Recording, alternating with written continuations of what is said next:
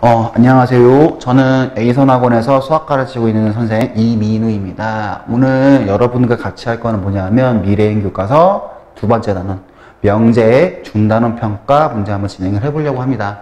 우리 지난 시간에 집합이라고 하는 거에 중단원 평가를 정리를 했고요. 오늘은 뭐 할 거냐면 명제 파트의 중단원 평가를 정리를 할 거예요. 근데 지난 시간에 집합을 하면서 끄트머리 선생님이 그렇게 얘기를 했죠.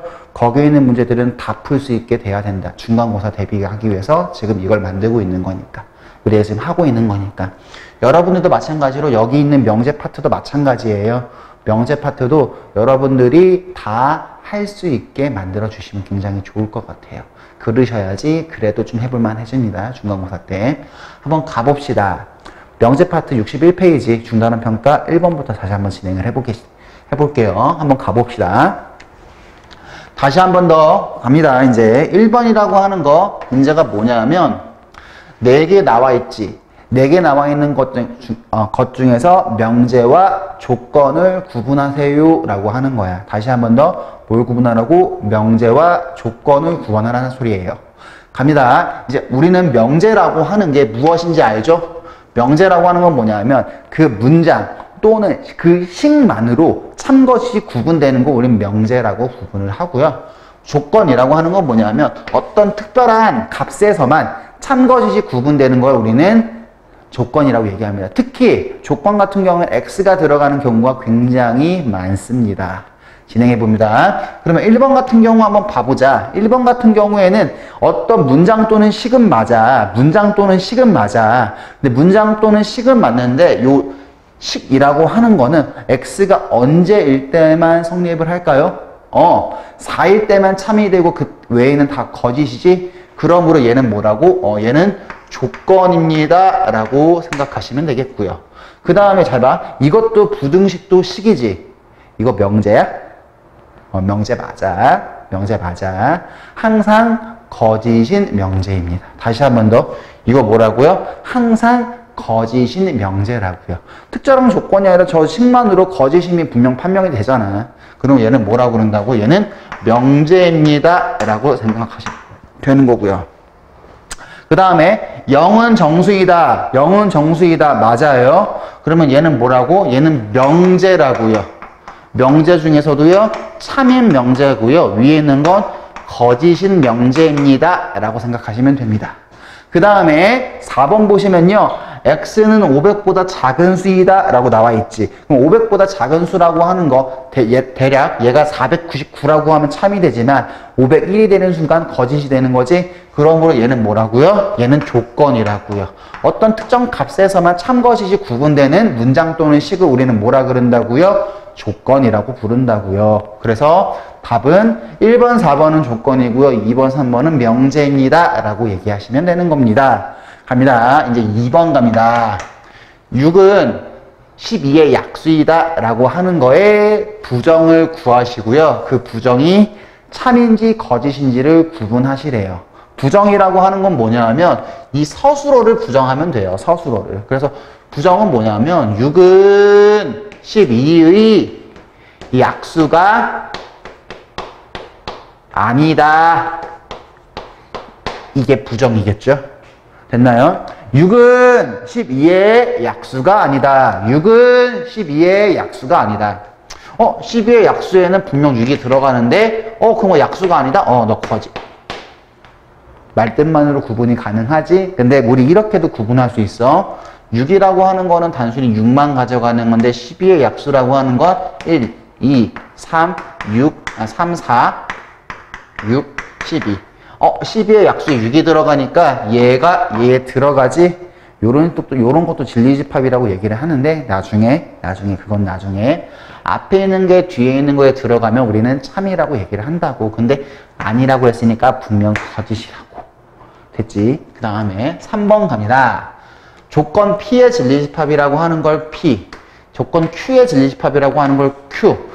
P이면 Q에다가 참인지를 증명하여라 라고 나와 있으니까 P의 진리집합이라고 하는 거와 Q의 진리집합이라고 하는 거 이 두 가지를 비교하면 끝. 다시 한 번 더. P라고 하는 게 Q의 진리집합이 포함된다? 포함되어지시면 끝. 다시 한 번 더. P라고 하는 게 Q에 포함되어지면 끝. P라고 하는 건 6, 12, 18이니까 6, 12, 18 여기 들어가 있지? 그러므로 이 명제는 뭐다? 참이다 라고 읽으시면 된다. 칠판 한번 정리하고요. 4번부터 또 정리 들어가 봅시다. 4번부터 진행을 또 해봅시다. 4번 갑니다. A라고 하는 거, 이거는 4번 문제가 뭐였냐면 가정과 결론을 구분하시오 라고 하는 거야. 그럼 가정과 결론을 구분하자. 가정이라고 하는 건 이면 전까지가 가정, 그 다음 이면 뒤에가 결론. 다시 한 번 더. 이면 전까지가 가정, 그 다음 이면 뒤까지가 결론. 끝. 겁나 쉽네. 5번 갑니다. 모든 실수 X, 이게 참인지 거짓인지 구분하여라 라고 하는 거야. 모든이라고 하는 거는 뭐라 생각하시면 되냐면 빠짐없이야. 빠짐없이. 그 다음에 어떤이라고 하는 거는 뭐냐면 단 하나라도 이렇게 보시면 돼요. 그래서 모든 실수 X에 대하여 이게 성립한다 라고 하는 소리는 뭔 말이냐면 X가 모든 실수가 들어가면 얘가 다 성립해야 된다는 얘기거든. 근데 이렇게 한번 생각을 해볼까? 우리 절대값이 들어가 있고 어떤 가운데가 별이라고 하면 얘는 별이 실수야. 별이 실수면 얘는 반드시 뭐보다 크거나 같아야 되므로 0보다 크거나 같아야 되므로 X 플러스 5라고 하는 건 실수지? 실수기 때문에 이렇게 돼야지 성립. 그래서 얘는 뭐다? 거짓. 이렇게 보시면 돼요. 어떤 실수 X에 대하여, 어떤 실수 X에 대하여 2X제곱 플러스 5X 플러스 3은 0이다 라가 성립하냐 아니냐 그걸 따지라는 얘기지. 그럼 2X 플러스 5X 플러스 3 이게 참이냐 거짓이냐 얘기죠. 그럼 어떤 실수 X에 대하여 얘가 성립한다 라고 하는 건 근이 있다는 얘기잖아. 근이 있는지 없는지 판별식으로 구분을 한번 해보자. 판별식 D는요 25 마이너스 24니까 얘가 0보다 크죠. 어떤 실수 X에서 얘가 성립하는 게 있다 없다? 있다. 그러므로 뭐다? 참이다. 이렇게 적으시면 돼. 됐죠? 그 다음에 얘도 마찬가지. 6번도 마찬가지. 6번도 마찬가지. 역과 대우를 먼저 적으라고 하는 거죠. 그리고 각각의 참인지 거짓인지 확인해봐라 이 소리잖아. 그러면 역과 대우부터 적자. 역이라고 하는 건 뭐야? X라고 하는 게 마이너스 1 2고 Y라고 하는 것도 2면 X의 플러스 1과 Y의 마이너스 2도 0입니다. 이렇게 적으시면 역. 그럼 얘가 참인지 거짓인지만 좀 구분해보자. 참이라고 하는 건 뭐냐면 얘네들이 여기에 들어가면 성립하는지 안 들어가는지 확인해봐. 마이너스 1 넣으면 0 되고 2 넣으면 0 되잖아. 그러므로 여기라고 하는 거는 반드시 뭐일 수밖에 없다? 반드시 참일 수밖에 없으십니다 라고 생각하시면 되는 거고. 대우라고 하는 것도 봐보자. 대우는 뭐야? 얘를 부정하면 X라고 하는 게 다시 한 번 더 적을게. X라고 하는 게 뭐가 되지 말고요 마이너스 1이 되지 말거나 Y라고 하는 거는 2가 되지 않으면 됐네. 근데 얘는 뭐라고요? X의 플러스 1이랑 Y의 마이너스 2라고 하는 게 0이 되지 마세요 라고 적으시면 되는 거라고. 그러면 잘 봐. 0이 안 되려고 하면 마이너스 1을 넣었을 때도 0이 되지 말아야 되고 2를 넣었을 때도 0이 되지 말아야 돼. 근데 이 경우는 어떤 것도 있냐면 X가 마이너스 1이 되고 Y가 마이너스 2가 되지 않는 경우도 있기 때문에 이 경우는 뭐라고요? 이 경우는 거짓이라고요. 다시 한 번 더 발레 찾아볼게. 발레라고 하는 건 뭐냐면 X라고 하는 게 마이너스 1이 되고 Y라고 하는 게 3이라고 하면 조건에 들어맞지? 요 조건이 아니어도 0이 되는 경우가 생긴다고. 마이너스 1이 아니고 얘가 지금 뭐냐면 X가 마이너스 1이 아니고 X가 마이너스 1이 아니고 Y가 이렇게 돼버리면 0이 되는 거죠. 맞나요? 그래서 0이 안 되는 경우를 찾아야 되는 거니까 마이너스 1이라고 하는 게 들어간다라고 생각을 한번 해보면 우리가 마이너스 1이라고 하는 게 여기 들어간다 생각을 하고 2라고 하는 게 들어간다 생각하면 둘 다 반드시 그렇게 돼야지 0이 되지 않는단 말이야. y가 2가 되는 순간, x가 마이너스 1이고 y가 2가 되는 순간, x가 마이너스 1이 아니고 y가 2가 되는 순간, 이것도 여기에 들어가는 거거든. 다시 한 번 더, x가 2가 되고 y가 2가 되는 순간 여기에 들어가는 거거든. 근데 그때 0이 되는 거잖아. 그러니까 얘는 뭐라고? 얘는 거짓일 수밖에 없다고. 거짓 이렇게 생각하면 된다고. 됐지? 그럼 잘 봐. 역은 뭐야? 얘의 역은 예각삼각형이며 반드시 무슨 삼각형이다? 정삼각형이다. 얘는 맞는지 아닌지만 봐봐. 예각삼각형 같은 경우에는, 정삼각형 같은 경우에는 무조건 세각이 다 60도가 돼야 되는 거야. 근데 얘는 그러지 않는 경우도 있죠. 그렇지 않은 경우 예를 들면 몇 도? 30도, 60도, 30도, 55도, 95도, 30도, 그 다음에 190도, 45, 75 이렇게 돼도 상관없는 거잖아. 됐지? 그래서 예각삼각형이 아닐 수도 예각삼각형이면서 정삼각형이 아닌 경우도 있다.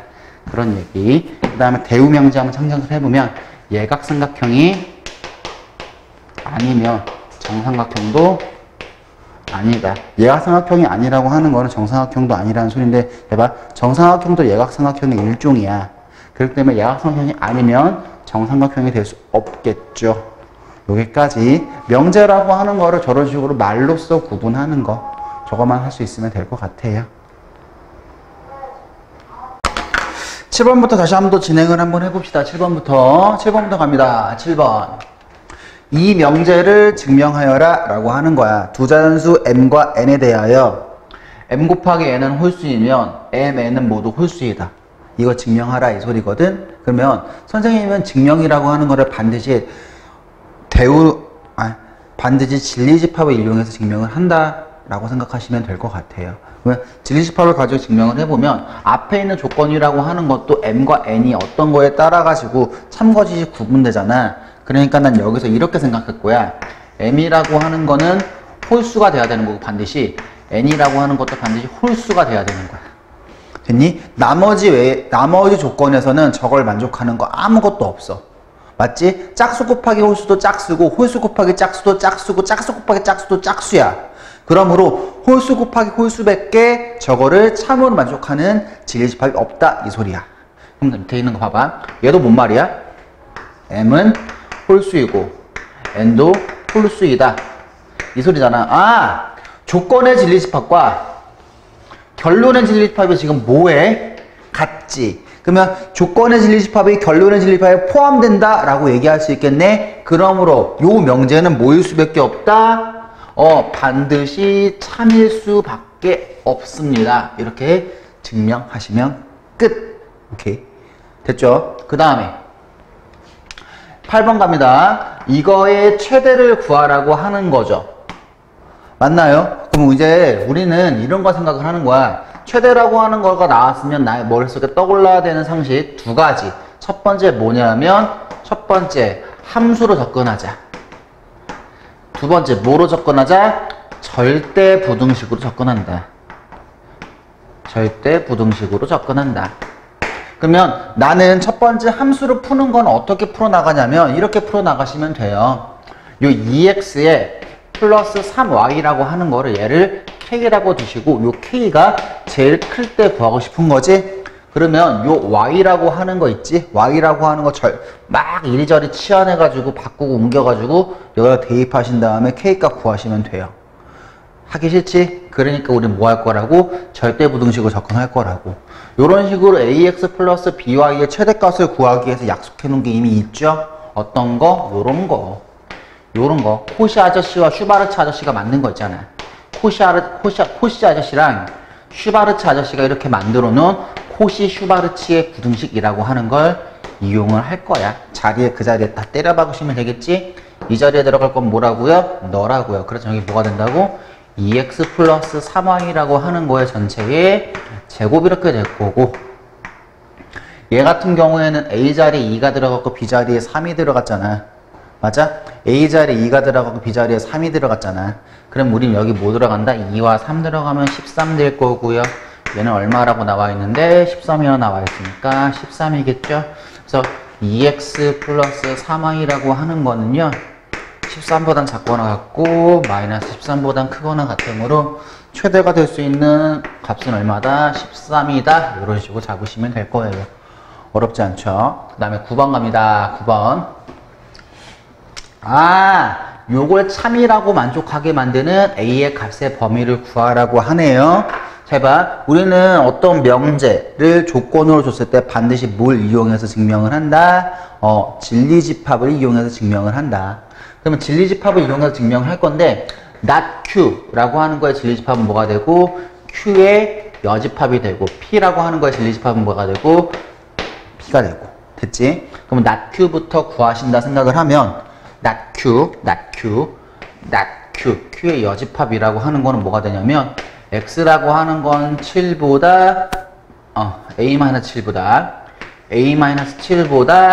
a-7보다 얘가 x가 큰 거니까 작거나 같거나 혹은 x라고 하는 건 3a보다는 크시면 된다 이 소리야.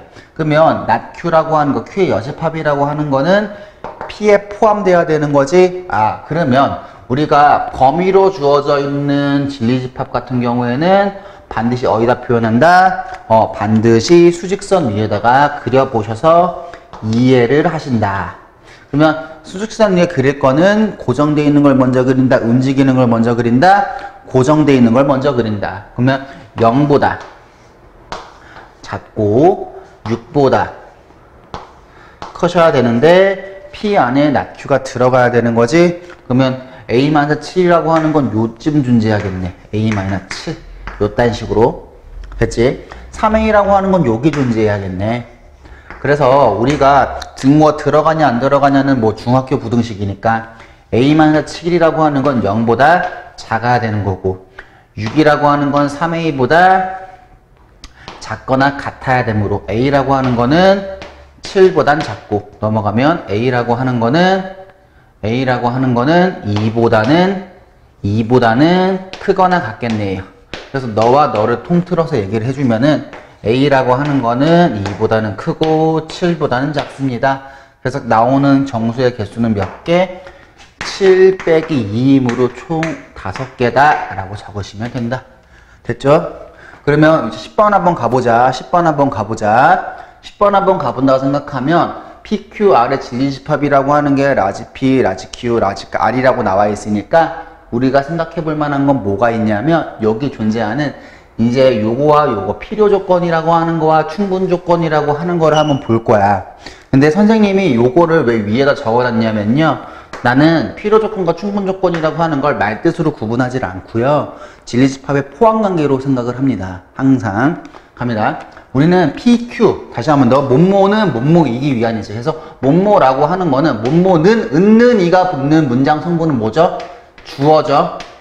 그 다음에 뭐뭐이기 위한, 이게 뭐라고? 목적어라고 생각을 하세요. 다시 한번 더, 뭐뭐는 이게 뭐라고? 주어죠. 뭐뭐이기 위한 이게 뭐라고요? 목적어라고 생각을 하세요. 이랬을 때 잘 들으세요. 필요 조건이라고 하는 건 뭐냐 하면 목적어의 진리집합이 작은 걸 우리는 필요 조건이라고 얘기를 하고요. 충분 조건이라고 뭐라고 하냐면 주어의 진리집합이 작은 걸 우리는 충분 조건이라고 얘기를 해요. 다시 한번 더. 목적어의 진리집합이 작은 거 우리는 필요 조건이라고 얘기하고요. 주어의 진리집합이 작은 게 우리가 얘기하는 충분 조건이에요. 근데 필요 조건 안에 보면 제발 필자 안에 여기에 목적어가 이미 들어가 있어요. 여기 봐봐. 미음자 여기 들어가 있는 거 눈에 들어오지? 양아치라 부르셔도 괜찮아요. 목적어가 들어가 있지? 그 다음에 충분 조건이라고 하는 건 어디 있냐면 충분 조건이라고 하는 거 안에 이미 주자가 들어가 있어요. 여기. 주자가 들어가 있어. 그래서 주어 작은 게 충분이고 목적어 작은 게 필요 조건이에요. 다시 한번 더. 주어 작은 게 충분이고 목적어 작은 게 필요 조건이라고요. 그러면 이 조건을 해석하면 어떻게 된다? 우리는 목적어가 작기 때문에 목적어라고 하는 거는요. 주어의 진리집합에 포함되어야 됩니다. 다시 한번 더. 주어가 작기 때문에 주어의 여집합이죠. 됐나요? 이건 어디에 포함됩니다? 목적어의 여집합에 포함됩니다. 그럼 우리 이 말과 같은 말이 뭐냐면 R이라고 하는 건 Q에 포함된다는 얘기. PQ, R에 포함된 게 어떻게 된다? R, Q, P. 이렇게 될 수밖에 없다. 가능하죠? 그 다음에 R은 퀴즈. 얘가 뭐라고? 주어고 얘가 뭐라고? 목적어라고요. 그럼 제발 주어가 목적어에 포함되냐? 목적어가 주어에 포함되냐? 다시 한 번 더. 주어가 작냐? 목적어가 작냐? 이거야. 주어가 작네. 그래서 뭐라고? 충분 조건이다 라고까지 정리하시면 되는 겁니다. 여기까지 정리가 됐지요. 그러면 선생님이랑 지금 진행하는 게 어디까지 진행을 한 거냐면 명제의 중단원 평가까지 정리를 하신 거예요. 됐나요? 그러면 앞에서 우리가 집합이라고 하는 것도 선생님이 얘기했지. 이 문제 어떻게 풀어, 저 문제 어떻게 풀어 하나 집으면 바로바로 문제풀이가 나올 정도까지 연습을 하시는 거야. 여기 있는 것도 마찬가지. 너희가 이 문제 어떻게 풀어, 이 문제 어떻게 풀어, 이 문제 어떻게 풀어 바로바로 짚잖아. 그러면 바로바로 어떻게 나올 수 있게 만드시는 거예요. 알겠니? 그래서 그렇게 정리하시면 되겠고요. 선생님과는 다음에는 어떤 걸로 만날 거냐면 대단원 문제 연습풀이로, 대단원 문제풀이로 만날 거예요. 그러니까 우리 이 명제 파트까지는 문제 다 풀 수 있게 만들어 주시기 원합니다. 알겠습니까? 여기까지 하고요. 다음 시간에 뵙는 걸로 할게요.